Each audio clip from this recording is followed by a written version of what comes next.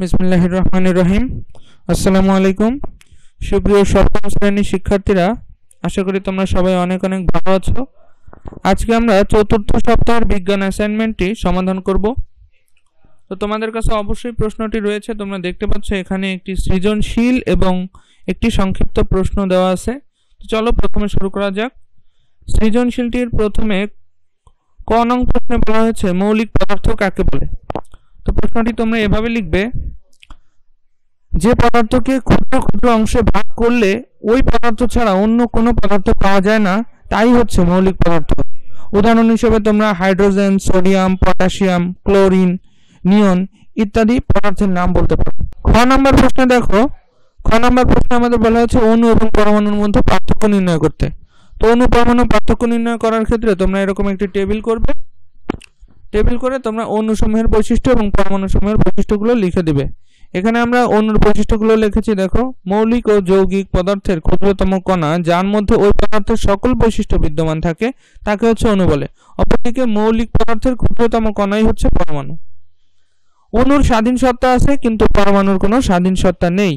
অণু রাসায়নিক বিক্রিয়ায় অংশগ্রহণ করতে পারে না, কিন্তু পরমাণু সরাসরি রাসায়নিক বিক্রিয়ায় অংশগ্রহণ করতে পারে। অণুতে মৌলিক এবং যৌগিক পদার্থের ধর্ম বিদ্যমান, অপরদিকে পরমাণুতে মৌলিক পদার্থের ধর্ম বিদ্যমান থাকে। এছাড়াও অণুর উপাদান সংখ্যা হচ্ছে অসংখ্য, কিন্তু পরমাণু সংখ্যা এ পর্যন্ত 118টি।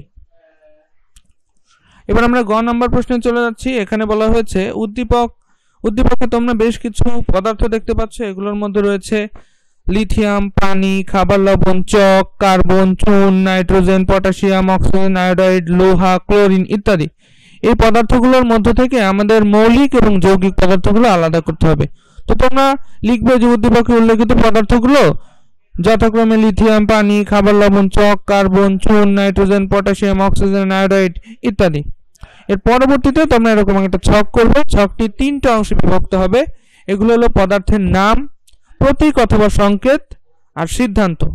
সিদ্ধান্তের ঘরে আমরা লিখব কোনটি মৌলিক অথবা কোনটি যৌগিক।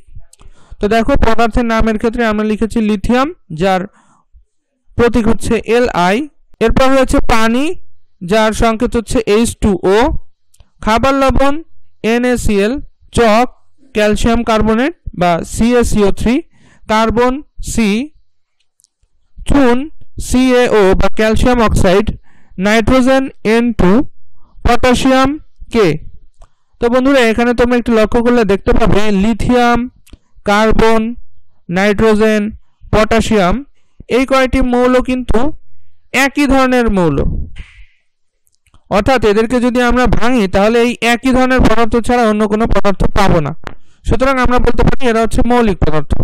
কিন্তু পানি, খাবার লবণ, চক, চুন এই কয়টি পদার্থের ক্ষেত্রে আমরা তাকালে দেখতে পাই এরা প্রত্যেকেই একাধিক মৌলিক পদার্থের সমন্বয়ে গঠিত। সুতরাং আমরা বলতে পারি পানি, খাবার লবণ, চক এবং চুন এরা হচ্ছে যৌগিক পদার্থ। পরবর্তী স্লাইডে তোমরা দেখতে পাচ্ছ অক্সিজেন, আয়োডাইড, লোহা এবং ক্লোরিন এই প্রত্যেকটি পদার্থই কিন্তু একই ধরনের মৌল দ্বারা গঠিত। অর্থাৎ এদেরকে ভাঙলে এই একই ধরনের পদার্থ ছাড়া অন্য কোনো পদার্থ পাওয়া যাবে না। সুতরাং সিদ্ধান্তে আমরা লিখতে পারি এই 4টি পদার্থই মৌলিক পদার্থ। আশা করি তোমরা উত্তরগুলো বুঝতে পেরেছ। ঘ নম্বর প্রশ্নে আমাদের বলা হয়েছে পানিকে কেন সার্বজনীন দ্রাবক বলা হয়। তো বন্ধুরা, প্রশ্নটির উত্তর তোমরা এভাবে দিতে পারো, কোন দ্রাবক অধিকাংশ অজৈব পদার্থ ও জৈব যৌগকে যদি দ্রবীভূত করে তাহলে তাকে সার্বজনীন দ্রাবক বলা হয়। পানি অধিকাংশ জৈব যৌগ এবং অজৈব যৌগকেই দ্রবীভূত করতে পারে এবং পানি দ্বারা তৈরি দ্রবণ নানাবিধ গুরুত্বপূর্ণ কাজে ব্যবহৃত হয়। এ কারণে পানিকে সার্বজনীন দ্রাবক বলা হয়। এছাড়াও পানি একটি পোলার যৌগ, অর্থাৎ এর একটি ধনাত্মক এবং ঋণাত্মক প্রান্ত থাকায় যে কোনো ধরনের যৌগকে খুব সহজেই পানি দ্রবীভূত করতে পারে। এ কারণে পানিকে সার্বজনীন দ্রাবক বলা হয়। তো বন্ধুরা, আশা করি তোমরা প্রশ্নের উত্তরগুলো খুব সুন্দরভাবে সাজিয়ে গুছিয়ে লিখবে। এভাবে যদি তোমরা সুন্দরভাবে লেখো তাহলেই সর্বোত্তম ফলাফল পেতে পারবে। আজকের মতো এ পর্যন্তই। আসসালামু আলাইকুম, আল্লাহ হাফেজ। প্রিয় শিক্ষার্থীবৃন্দ, আসসালামু আলাইকুম। আশা করি তোমরা সবাই ভালো আছো। আজকে আমরা সপ্তম শ্রেণীর ইংরেজি অ্যাসাইনমেন্ট সম্পর্কে আলোচনা করব। আমাদের প্রথম টপিক হচ্ছে rewrite the passage using correct form of verbs in the brackets. Dear Masum, your letter regarding your joyful picnic come to me just now as a marvelous one. এখানে come এর correct form হবে has come. In your letter, you want to know about the picnic that we enjoy recently. এখানে want এর correct form হবে wanted or want. R enjoy এর correct form হবে enjoyed or have enjoyed. Now I write to you about it. Write এর correct form হবে am writing. We the students of class 7 choose Sonargaon as our picnic spot. এখানে choose এর correct form হবে choose or had chosen. We be 30 in number. এখানে be এর correct form হবে will be or would be. One of our teachers be with us. Correct form হবে was. We reached there at about 10 a.m. এখানে reach এর correct form হবে reached. We enjoy the day very much. এখানে enjoy এর correct form হবে enjoyed. At last we return home safely. এখানে return এর correct form হবে returned. We never forget the day. এখানে forget এর correct form হবে forgot. আমাদের সেকেন্ড টপিক হচ্ছে fill in the gaps with a, an or the and put a cross where no article is needed. Have you taken dash appointment with Dr. Ihtesham? আমাদের এখানে correct form হবে an. Oh yes, I have taken dash appointment for tomorrow. এখানে correct হবে an. Is dash doctor not coming today? Answer হবে the. No, dash the doctor comes to this hospital thrice dash week. এখানে answer হবে the a. When should we visit him tomorrow? At 6:30 p.m.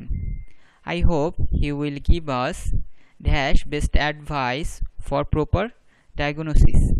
এখানে answer হবে the. Tomorrow is dash first day of the week. We have to start for dash doctor earlier to avoid traffic congestion. এখানে answer হবে the. We shall reach the hospital before dash sun sets. এখানে answer হবে the. আমাদের second topic হচ্ছে good morning teacher, how are you? Good morning, can you write dash paragraph on Begum Rokeya? এখানে answer হবে a, yes I can. What was she? She was dash social worker. এখানে answer হবে a. She lived in undivided Bengal in dash early 20th century. এখানে answer হবে the. She was dash writer also. এখানে answer হবে a. She rod dash number of books. এখানে answer হবে এ। Yes teacher, I can mention the name of dash book written by her. এখানে answer হবে the. Sultana Dream was dash book written by her. Answer হবে the. Where was she from? She was from dash Rangpur. Answer হবে cross. Anupam, what is dash largest continent? এখানে answer হবে the. dash Asia. এখানে answer হবে cross. Give an example of dash mangrove forest. Answer হবে the. dash Sundarbans. Answer হবে the. Who is Stephen Hawking? He is dash scientist. Answer হবে a. He is dash English. Answer হবে the. What was the objective of dash language movement? Answer হবে the. We demanded dash Bangla to be declared as the state language? এখানে answer হবে cross. আমাদের third topic হচ্ছে choose the correct preposition from the list and fill in the gaps on, beside, at, about, in, of, into.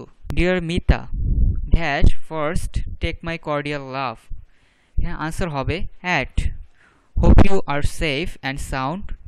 Today I'm going to tell you dash my reading room. এখানে answer হবে about. The morning sun rays enters dash it and there is enough space dash air circulation. Answer hobe into and for. There are a reading table, a chair and a bookshelf dash my room. Answer hobe in. If you come, you can see there are a wall map, a wall clock and some beautiful wall mats hung dash the wall dash my reading room. এখানে answer হবে on, off. The bookshelf is kept dash the table. এখানে answer হবে beside. I like my reading room and I keep it neat and clean. Hope to see you soon, Tanmoy. তো শিক্ষার্থীরা তোমরা অ্যাসাইনমেন্টটা ভালোভাবে তৈরি করো। আজ এ পর্যন্তই। তোমরা সবাই ভালো থাকো, সুস্থ থাকো, এই আশা ব্যক্ত করে বিদায় নিচ্ছি। আসসালামু আলাইকুম। বিসমিল্লাহির রহমানির রহিম। সুপ্রিয় শিক্ষার্থীবৃন্দ, আজ সপ্তম শ্রেণীর বাংলাদেশ বিশ্ব পরিচয় বিষয়ের অ্যাসাইনমেন্ট লেখবার বিষয়ে কিছু কথা বলব। অ্যাসাইনমেন্টের শিরোনাম অংশে তোমরা প্রথমেই পঞ্চম অধ্যায় এবং ষষ্ঠ অধ্যায় লিখে পঞ্চম অধ্যায়ের পাঠ নাম্বার 1 সুনাগরিকের গুণাবলী, ষষ্ঠ অধ্যায় পাঠ নাম্বার 3 নির্বাচন কমিশন নির্বাচনী এলাকার নির্বাচনী আচরণবিধি শিরোনাম অংশের মধ্যে ফিল আপ করবে। তারপরে তুমি শিক্ষার্থীর নামের জায়গায় তুমি তোমার নাম লিখবে, বিষয়ের মধ্যে বাংলাদেশ ও বিশ্ব পরিচয় কথাটি লিখবে, শ্রেণীর জায়গায় সপ্তম লিখবে, যে শাখায় পড়ো সেই শাখাটি ফিল আপ করবে, রোল নাম্বার ফিল আপ করবে, মোবাইল নাম্বার ফিল আপ করবে, জমাদানের তারিখ সম্ভবত 30/11/2020, তোমার যিনি শ্রেণী শিক্ষক তার নাম লিখে দিবে। প্রত্যাশিত ফলাফলের ঘরটি তোমার কিছু করবার প্রয়োজন নেই, এক্ষেত্রে অতি উত্তম, উত্তম, ভালো, অগ্রগতি প্রয়োজন এগুলো টিচাররা ফিল আপ করবেন, তোমার ফলাফল এখানে চেক করে উনি করে দেবেন। দ্বিতীয় পৃষ্ঠায় সূচিপত্র অংশের মধ্যে দুটি প্রশ্ন রয়েছে তোমাদের জন্য। প্রথম পৃষ্ঠায় একজন সুনাগরিক হিসেবে নিজেকে গড়ে তোলার ক্ষেত্রে তোমার যা করণীয় আছে তার একটি কর্মপরিকল্পনা তৈরি করতে বলা হয়েছে। 2 নম্বর প্রশ্নটি ছিল তোমার এলাকায় নির্বাচনের সময় যেসব নির্বাচনী আচরণবিধি পালন করা হয় তা বর্ণনা করতে বলা হয়েছে। তো এই ক্ষেত্রে কি করে তুমি সূচিপত্রটি তৈরি করবে, ইন্ডেক্সে সেই সিস্টেমটাও দেখিয়ে দেওয়া হয়েছে। তুমি সুন্দর করে এভাবে ক্রমিক বিষয়বস্তু পৃষ্ঠা নং লিখে সুন্দরভাবে করবে। তারপরে পৃষ্ঠা নাম্বার শুরু, আমরা 1 নম্বর প্রশ্নের উত্তরটি লিখব। প্রথমে প্রশ্ন লিখব, তারপর উত্তর লিখব। একজন সুনাগরিক হিসেবে নিজেকে গড়ে তোলার ক্ষেত্রে তোমার যা করণীয় আছে তার একটি কর্মপরিকল্পনা তৈরি করো। উত্তর লিখে তারপরে লিখো একজন সুনাগরিক হিসেবে নিজেকে গড়ে তোলার ক্ষেত্রে আমার যা করণীয় আছে তার একটি কর্মপরিকল্পনা নিচে উপস্থাপন করা হলো। রাষ্ট্রের প্রতি আনুগত্য পোষণ করব, রাষ্ট্রীয় আইন মেনে চলব, সৎ ও যোগ্য প্রার্থী নির্বাচনে ভোটাধিকার প্রয়োগ করব, নিয়মিত কর প্রদান করব, আমার উপর অর্পিত দায়িত্ব সঠিকভাবে পালন করব, নিজে শিক্ষালাভ করব এবং শিক্ষিত জাতি গঠনে সহায়তা করব, রাষ্ট্রের সেবায় নিজেকে নিয়োজিত রাখব, সর্বদা দুর্নীতিমুক্ত থাকব, কোনোরূপ দাম্ভিকতা প্রকাশ করব না, দেশের স্বার্থে নিজেকে বিসর্জন দিতে দ্বিধাবোধ করব না, বুদ্ধিবৃত্তির যথাযথ প্রয়োগ করে রাষ্ট্রের মূল্যবান সম্পদ রক্ষায় গুরুত্বপূর্ণ ভূমিকা রাখব, আত্মসংযমের মাধ্যমে ভালো মন্দের জ্ঞানের চর্চা করব যাতে বিবেকবান হওয়া যায়, কারণ বিবেক হলো সুনাগরিকের জাগ্রত শক্তি, আর এর মাধ্যমেই গুণাবলীগুলোকে সুন্দর করে উপস্থাপন করবে। তারপরে রয়েছে 2 নম্বর প্রশ্ন, তোমার এলাকায় নির্বাচনের সময় যেসব নির্বাচনী আচরণবিধি পালন করা হয় তার বর্ণনামূলক উত্তর তোমার কাছে জানতে চাওয়া হয়েছে। উত্তর লিখে তারপরে চমৎকার করে এখানকার কর্মপদ্ধতিগুলোকে সুন্দর করে উত্তরের মধ্যে ফিল আপ করবে। আমার এলাকায় নির্বাচনের সময় যেসব নির্বাচনী আচরণবিধি পালন করা হয় তার বর্ণনা নিচে বর্ণনা করছি এরকমের লিখে 1 নম্বর বা যে কোনো একটা সিম্বল ব্যবহার করে লিখবে। মনোনয়নপত্র জমা দেওয়ার সময় সমাবেশ ও মিছিল করা যাবে না 1 নম্বর শর্ত। 2 নম্বর শর্ত হচ্ছে দেয়ালে বা অন্য কোথাও কোনো কিছু লেখা বা পোস্টার লাগানো যাবে না, রশিতে পোস্টার বা প্লেকার্ড লাগানো যাবে, রাস্তায় জনসভা করা যাবে না, প্রচারের জন্য আলোকসজ্জা বা গেট দেওয়া যাবে না, মোটরসাইকেল বা কোনো যানবাহনে মিছিল করা যাবে না। নির্বাচনী ক্যাম্পে ভোটারদের কোনো উপহার প্রদান কিংবা খাদ্য বা পানীয় পরিবেশন করা পুরোপুরি নিষিদ্ধ। এই ক্ষেত্রে এই দুটি প্রশ্নের উত্তর সুন্দর করে তুমি যদি ফিল আপ করে দাও, তাহলে তথ্যাদির দিক থেকে তুমি অনেক বেশি দূর ভালো ফলাফলের প্রত্যাশায় অতি উত্তম এই ফলাফলটি তুমি করতে পারবে ইনশাল্লাহ। তো তোমরা ভালো থাকো, সবাই সুস্থ থাকো, সুন্দর থাকো, ভালোভাবে অ্যাসাইনমেন্ট জমা দাও এই প্রত্যাশা রেখে চতুর্থ সপ্তাহের অ্যাসাইনমেন্টের আজকে নিয়মাবলীর এখানেই সমাপ্তি ঘোষণা করছি। আসসালামু আলাইকুম।